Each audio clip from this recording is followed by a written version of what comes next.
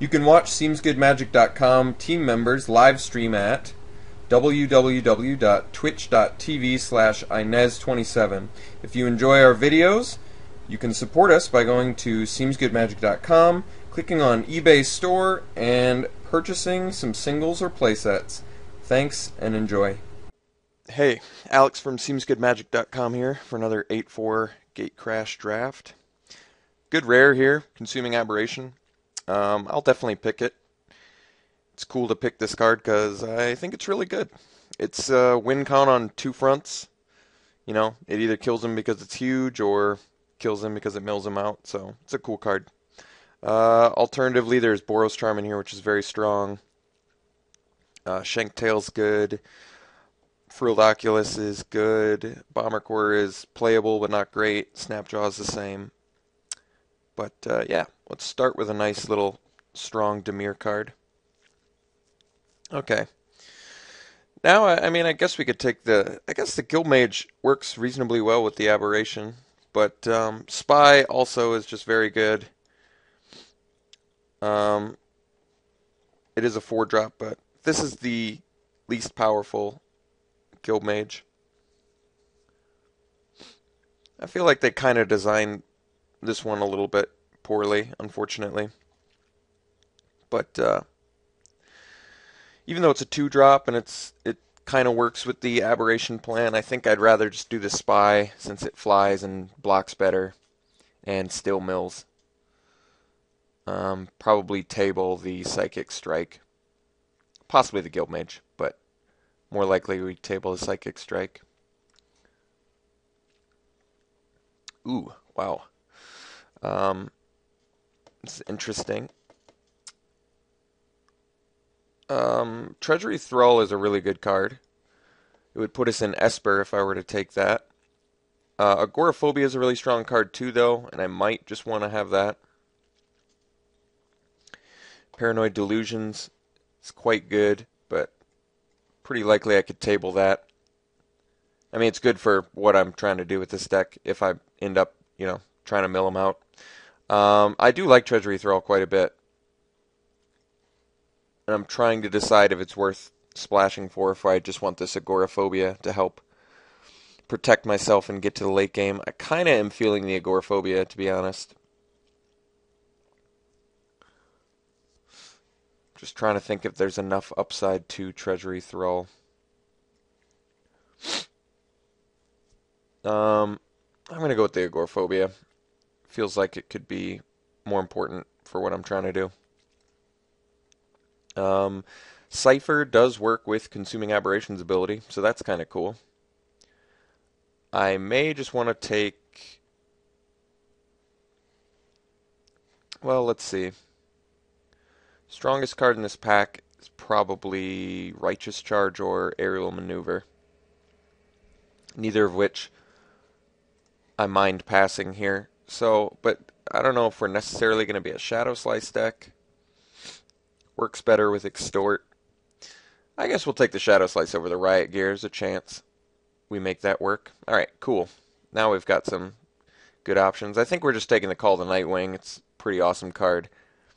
There's also Glaring Spotlight, which I like quite a bit. Psychic Strike, Prophetic Prism, Dimir Guildgate. Actually, plenty of stuff that would be good for us, but Call to Nightwing is a pretty awesome card. Happy to take that. Alright, here we're going to take the Cloudfin Raptor over the Corpse Blockade and Prism. We've been just passing a ton of Prisms, though. But Raptor, you know, wields the Call to Nightwing. Somehow Call to Nightwing still evolves Cloudfin Raptor, which is kind of cool, too. But yeah, it's early enough. Raptor's just a really awesome card, so I'm happy to take that. Could just be like a flyer deck. Alright, we got a Paranoid Delusions, but I think I'd rather just have the Gutter Skulk. 2-drop blocker. Consuming Aberration just mills them out on their own. You don't even really have to worry about Paranoid Delusions, but I guess I'll take it here. I'm okay with that. I'm not one of those... I don't know if I'm sold on the mill deck in this format yet. I've lost to it, but a lot of times they just beat you down with damage, and they happen to be milling you at the same time. So, I don't know. It doesn't always work out as well as they want it to. So I could take the Clinging Anemones, get a blocker, but there's also Last Thoughts, which is good when you have evasive guys. But we already have the Shadow Slice. Let's take the Anemones. We might need it. Alright, we did table the Psychic Strike, so I'll take that. Looks like the Guild Mage got picked up. Specialist versus Dimir Guildgate. I think we're taking the Specialist. Looks like it's probably a pretty important blocker. Guildgate's nice for fixing, but Specialist is pretty damn playable. Ruination Worm is pretty good against us. None of these cards matter. Neither does this. Okay. So we're in Dimir pretty solidly. Could use some removal. Still willing to go to a third color if the cards present themselves. Wow. Okay. Well, we opened Cryptghast, Hands of Binding, Basilica Screecher. I think we're just taking the Cryptghast. It's a pretty awesome card. It's a rare, and it rewards us if we ever get an X spell. Like now, if we get past a Mind Grind or something, Cryptghast suddenly just becomes insane. But I like it in general. It is a 4-mana 2/2, but I mean, alternatively, I could take the Screecher, which wields the Call to Nightwing and the Shadow Slice better. So there's an argument to be made there, but it's early enough where I kind of want to take this because there's enough upside if I end up with a X spell of some sort. I do see an argument for Basilica Screecher here. It's a pretty awesome 2-drop, but enough upside to Cryptghast. I want it. Ooh, awesome pick here. We get the white, which is exactly what this kind of deck does. Just gets huge guys like that. It also makes Paranoid Delusions more playable. But probably table the Dimir Guildgate. It's a good chance that happens. Alright. Pick here. Got Totally Lost, Last Thoughts, Gridlock, which I don't really like unless like this. I guess we just take the Totally Lost. I could see myself playing it. We're pretty short on removal at the moment. Okay, now I can take Dimir Keyrune. Can also take a Psychic Strike. I think I like the Keyrune more. There's also Phantom, which is fine. But I think the Keyrune is what we're taking. It's probably the best Keyrune too. It wields Cipher so well. Pretty expensive to do a Shadow Slice on or a Call to Nightwing on it, but it's possible. Alright. We may splash white for the Edict. I mean, it's the best card in here. Orzhov Keyrune would help get us to that point, but I think I'll take an Edict just in case we don't end up with enough playables in our 2-color. Alright, definitely taking the Rogue here. Pretty happily. It's a fairly late one. Yeah, I guess we could take another Paranoid Delusions. Not really passing much else. Guess I don't really want the Slate Street Ruffian. Alright, let's do another Paranoid Delusions.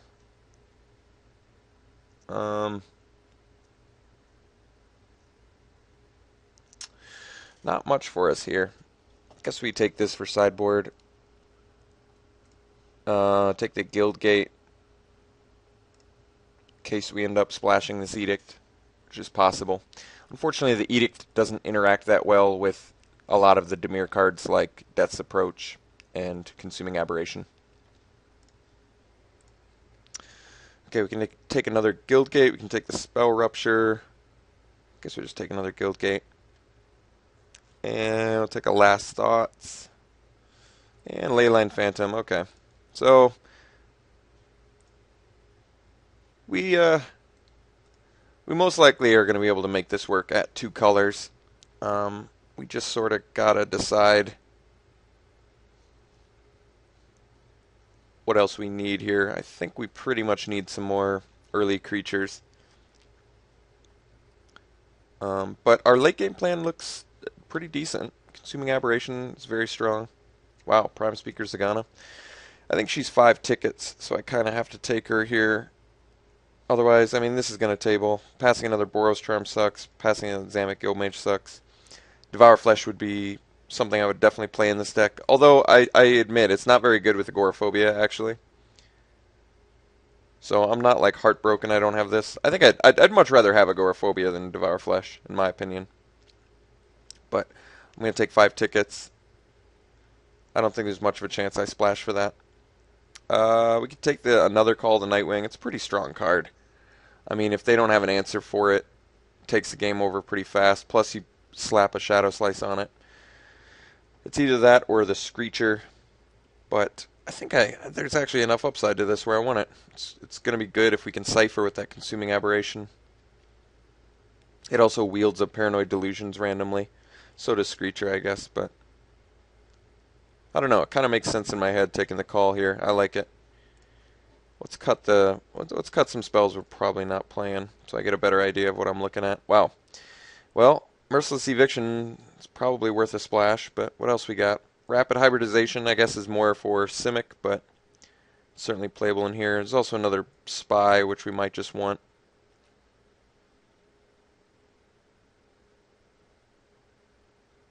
I think we take the Spy. What does this deck do with a Rapid Hybridization? Takes out big threats, but I don't know. I think I want the Spy. We're a little bit short on creatures. Wow, Guardian. It's pretty awesome. Yeah, I think we're just taking the Sprite. Get another evasive guy. Okay, here we go. Can take the Bane Alley Broker, which is going to help us find our bombs. Otherwise, we take another Death Cult Rogue, which is going to wield this Call to Nightwing pretty well. And it fits our curve. I mean, both of them fit our curve. This is definitely a stronger card.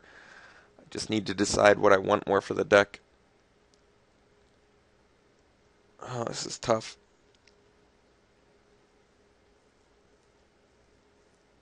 It's really like I have 13 creatures if you call the Call of the Nightwings. Broker's a better blocker. Death Cult Rogue is very good. This is a really tough pick. I think I'm taking the Broker over the Rogue, but I really did want that Rogue really bad. I really think that Rogue's really good. I guess we could play Spell Rupture. It's not very likely I play it. Really good Simic cards in here. But possible we play that. Not much, so we'll take the Slate Street Ruffian. Alright, this is awesome for us. Mind Eye Drake. It's also Biomass Mutation, which can randomly be pretty good, but we want the Mind Eye Drake. I like it more. Flies, it mills. What more can you ask for? Alright, definitely taking Corpse Blockade here over the third Paranoid Delusions. You never need more than 2, and honestly, I don't even know if I'm going to play 2 of them. Probably won't, to be honest. Let's take the Blockade. None of these cards really matter. I guess we'll take this for sideboard, maybe. I don't really need any of these. Guess we'll hate the Protector. Whatever. Whatever. Alright, so this would be 16. How much do I mind playing 16 lands in here? I have absolutely 0 mana sinks, right? This is kind of a mana sink, but not really. I don't really count this as a mana sink. I may run 16 lands in this deck. We top out at 5. We have a Key Rune. And like I said, we have 0 mana sinks. We do have a little bit of a clunky curve, but this is a deck that I think gets punished really, really hard if you flood out. I think flooding with this deck is going to be a really big deal. So I think I'm actually going to go 16 lands, as crazy as that may seem to some of you.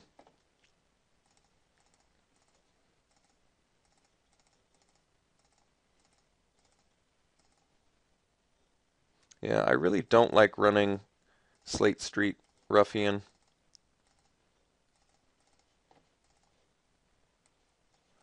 But at the same time, I don't really want to run 17 lands. Maybe I have to.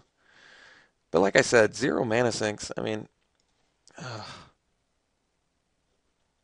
I'm not really digging it. Not really digging this as a 17 land deck. I'm not happy about playing this.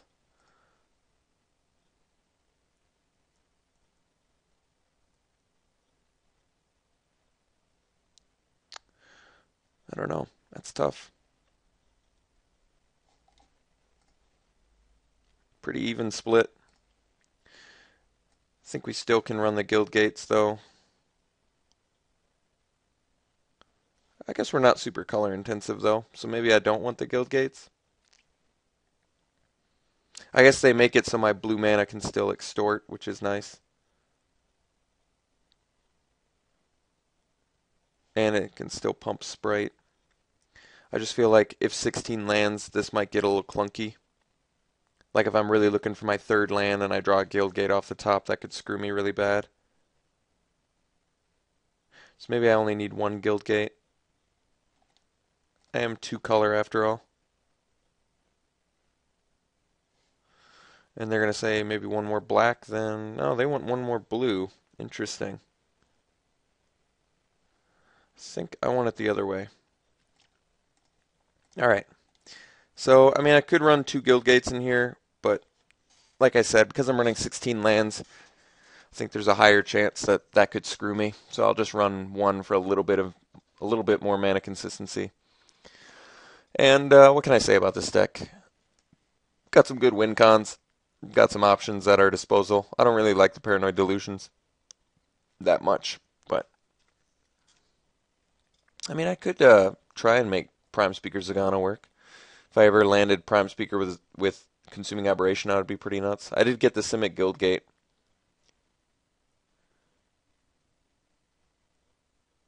Just get super greedy, I guess. I'd be like Prime Speaker, Slate Street, Simic, Dimir, run all the guild gates.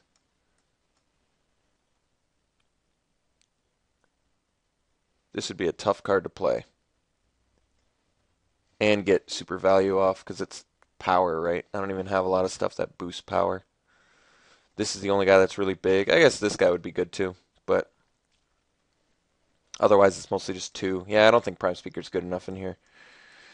Alright, so let's just run it like this, I think, which I'm not super thrilled about, but I think is actually fine. We have ways to win, so I don't need much more than that. Really short on removal, which is pretty unusual for Dimir. There's definitely some shortcomings to this deck, but like I said, Consuming Aberration just can tear people apart. Call the Nightwing, got a couple of those, so they can be abused, depending on how much removal our opponents have, but we have a good amount of evasion, so we'll try her out, see how we do. Yeah. I guess I could cut the Ruffian for like a Cling Anemones or something. Or Last Thoughts, maybe. But I've already got enough Cypher cards. With the double Paranoid Delusions, especially. Alright, I think we're just going to try it like this. So I'll see you around 1.